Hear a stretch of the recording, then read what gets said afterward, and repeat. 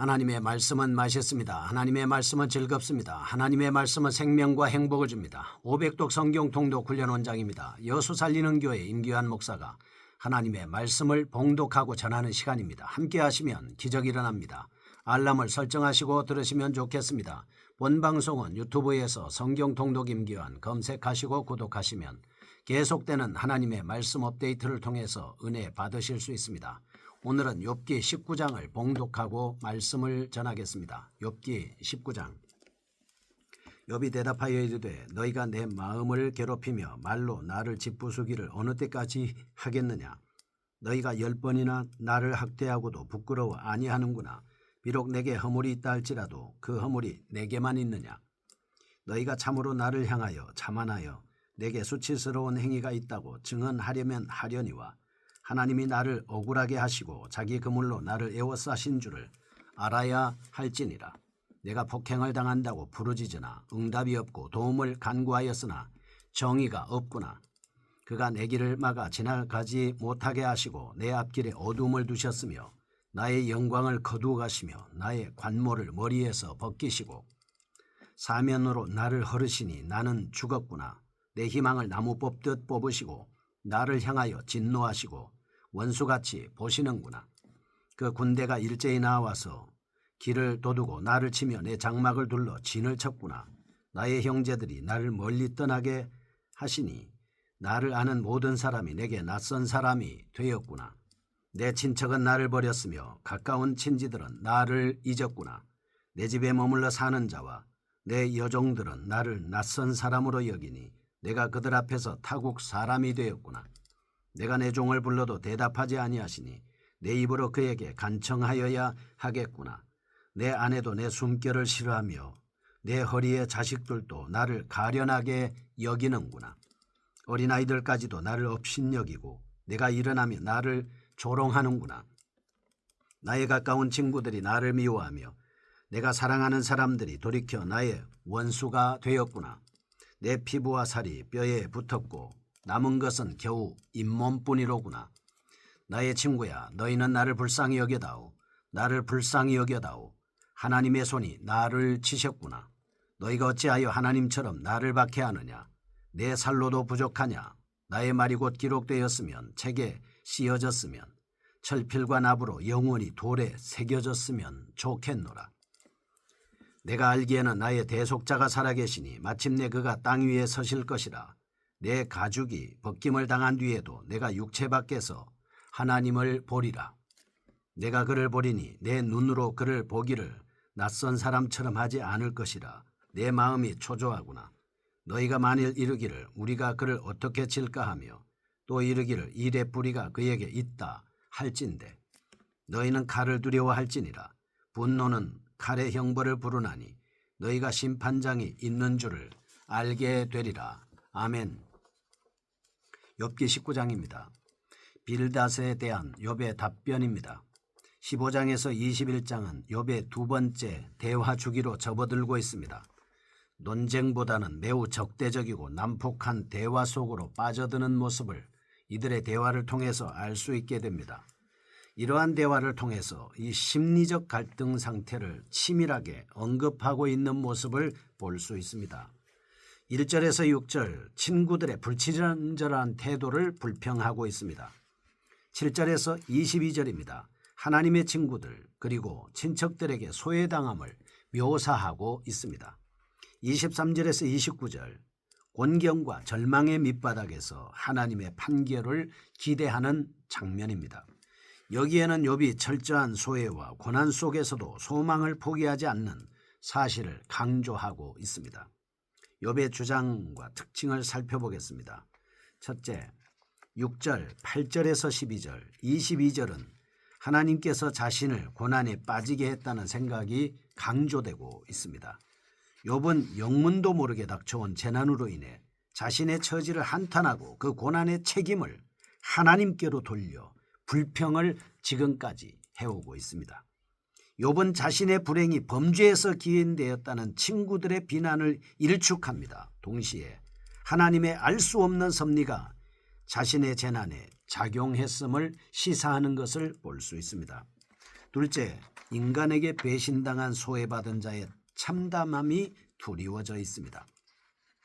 욥은 14절에서 친척, 15절에서 하인들, 17절에서 아내, 18절 19절에 어린아이와 친구들 등으로부터 소외감과 그 저변에 자리 잡고 있는 하나님의 무관심 등에 대해서 하소연하고 있습니다.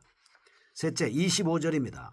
구속자에 대한 욥의 새로운 기대가 나타나고 있습니다.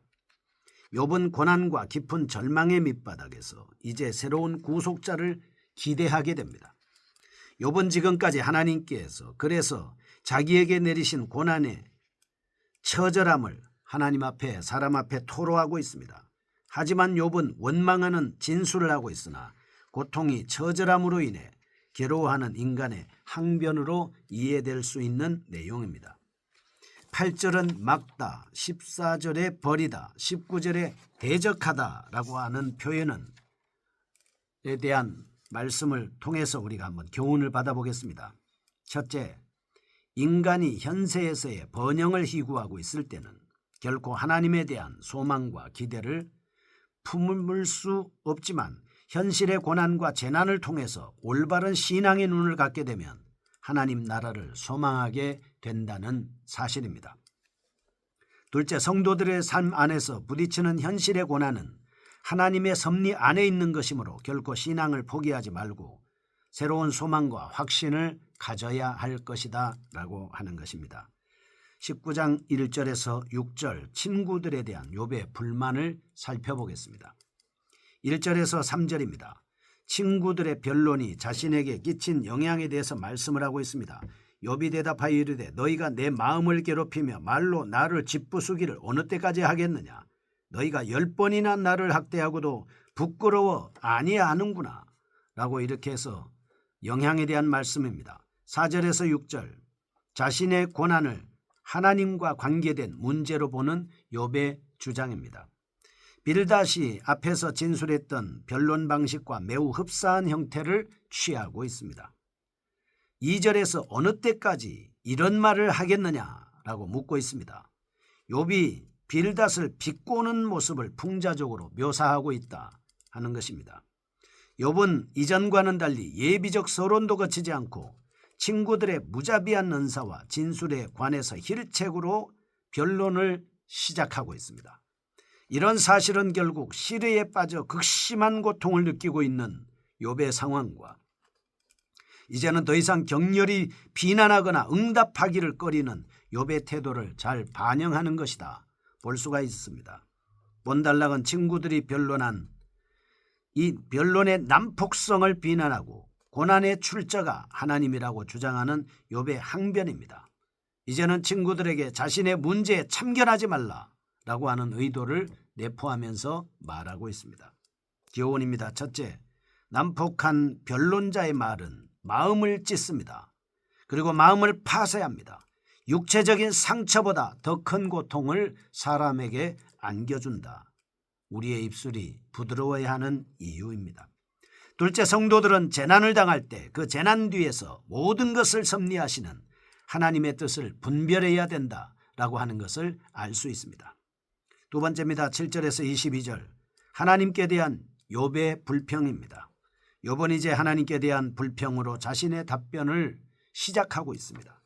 욥이 자신의 절망적인 상황의 책임을 하나님께 돌려 그 공고함을 호소하고 있는 것을 볼 수 있습니다. 7절에서 12절 하나님께 불만을 토로합니다. 13절에서 22절 사람들로부터 소외된 사실을 한탄하고 있습니다. 이런 말씀을 통해서 두 가지 사실을 강하게 표현하고 있습니다. 첫째, 욥은 절망의 원인을 하나님께 돌리고 있습니다. 욥은 자신이 범죄치 않았음을 강력하게 주장하면서 재난의 원인이 자신에게 있지 않다고 항변해 왔습니다. 그러나 친구들은 일방적인 인과응보의 법칙으로 욥의 고난을 해석하려는 입장을 고수해 온 것도 사실입니다. 따라서 2절과 3절에서 친구들과의 논쟁에서 얻은 고통 또한 욥에게는 매우 큰 중압감이었습니다. 7절은 욥으로 하여금 절망에 깊이 침체되도록 재촉한 것은 하나님의 침묵이었습니다. 고난당할 때 하나님의 침묵은 사람으로부터 절망에 빠질 수밖에 없도록 만드는 것입니다. 9절, 하나님께서는 아무리 불러도 응답하지 않으셨고 도리어 욥의 과거의 영광들까지 빼앗아가셨기 때문에 이제 욥은 열망의 기로에 서서 하나님께 자신의 고난을 한탄하고 있습니다. 두 번째입니다. 욥은 계속해서 사람들로부터 받은 소외감을 호소하고 있습니다. 욥은 하나님께로부터 유래한 절망을 토로한 뒤에 인간에게서조차 도움과 위로를 받을 수 없게 된 자신의 상황을 한탄하고 있습니다. 이와 같이 토로한 욥의 한탄은 더욱 비통하고 처절한 상황 묘사로 인해서 그가 당하는 고뇌의 극치를 드러내고 있는 것을 볼 수 있습니다. 교훈입니다. 첫째, 때때로 성도들은 자신들의 좁은 시야로 하나님의 행동을 판단합니다. 그래서 시리에 빠집니다. 하나님께서는 언제나 선한 의지로 백성들을 인도해 가신다는 사실을 우리가 알아야 합니다. 둘째, 성도는 하나님과 사람에게 버림받은 절망감에 사로잡히지만 하나님은 가장 적절한 때에 최선의 방법으로 응답하셔서 성도를 도와주고 있습니다. 세 번째입니다. 23절에서 29절 욥의 새로운 확신을 보겠습니다. 23절에서 24절입니다.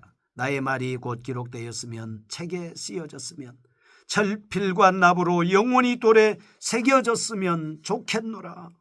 자신의 인생을 기록하기를 원하는 소망을 가지고 있습니다. 25절에서 27절 구속자 앞에서 자신을 변호하리라는 확신을 표현하고 있습니다. 25절 내가 알기에는 나의 대속자가 살아계시니 마침내 그가 땅 위에 서실 것이라. 내 가죽이 벗김을 당한 뒤에도 내가 육체 밖에서 하나님을 보리라. 내가 그를 보리니 내 눈으로 그를 보기를 낯선 사람처럼 하지 않을 것이라. 내 마음이 초조하구나 고백하고 있습니다. 하나님 앞에서 자신을 변호할 것이라는 확신을 가지고 있는 겁니다. 28절에서 29절입니다. 너희가 만일 이르기를 우리가 그를 어떻게 칠까 하며 또 이르기를 이레 뿌리가 그에게 있다 할진대 너희는 칼을 두려워하지 말지니라. 분노는 칼의 형벌을 부르나니 너희가 심판장이 있는 줄을 알게 되리라 말씀했습니다. 친구들에게 심판을 경고하는 결론적인 말씀입니다. 욥이 살던 당시에 널리 쓰여지는 필기 방식은 강철이나 철필과 같은 날카로운 도구로 딱딱한 것들을 파거나 새기는 방법이었습니다. 따라서 24절 철필과 납으로 영원히 돌에 새겨졌으면 좋겠노라 말씀하고 있습니다. 철필과 연, 다시 말해서 납으로 자신의 말을 기록해 놓겠다는 욥의 표현은 당시의 문화적 배경에 비추어 볼 때 매우 자연스러운 것이었습니다. 본달락은 절망적인 긍지에서 하나님을 향해 다시 돌아서는 욥의 모습을 볼 수 있게 됩니다. 결국 지상에서 인간적인 안전이 전적으로 제거되는 때에 우리의 미래가 단절된 것처럼 보이는 바로 그때에 하나님의 회복과 소망의 역사가 시작된다라고 하는 것을 확신하도록 말씀을 하고 있습니다. 우리는 본달락을 통해서 첫째, 성도가 절망 속에서도 소망을 가질 수 있는 이유가 무엇입니까? 그것은 바로 우리에게 구속주가 있습니다. 우리를 구원하시는 예수 그리스도가 있습니다. 살아계시는 심판주이신 하나님이 계시기 때문에 우리는 소망을 가질 수가 있습니다. 두 번째입니다. 하나님은 백성들에게 고난과 아픔을 허락하기도 하지만 결국에는 그를 향해서 더 나은 인격과 신앙을 소유하게 하신다는 사실을 알 수가 있습니다. 많은 사람들이 고난을 당했습니다. 우리가 성경에 우리의 선진의 신앙생활하는 사람들의 모습만 보아도 수없이 많은 고난과 환난과 역경을 당하지만 그러나 그것을 통해서 욥도 고백했다시피 나를 단련하신 후에는 정금같이 나오리라 하는 말씀처럼 그들은 새로운 사람으로 만들어져서 변화되게 됐습니다. 고난을 통해서 아름답게 만들어져 승리하시기를 축복합니다. 거룩하신 하나님 아버지, 고난이 우리에게 유익이 되게 하시고 하나님 앞에 기쁨이 되는 사람이 되게 하여 주옵소서. 예수님의 이름으로 기도합니다. 아멘. 여수 살리는 교회 임기환 목사였습니다. 지금 극동방송을 듣게 하세요. 기적이 일어납니다. 우리는 지금 생명을 전하고 있습니다.